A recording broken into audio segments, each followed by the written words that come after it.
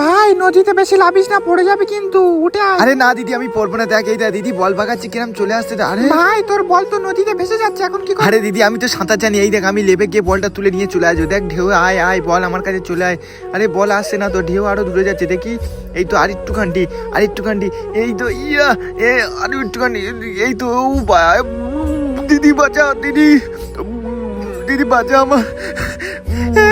ভাই ভাই তোর কি হলো ভাই? তোকে আমি লাফতে বারণ করেছিলাম, এখন আমি তোকে কি করে বাঁচাবো? আমি তো সাঁতার জানি না। কেউ আছো, আমার ভাইকে বাঁচো।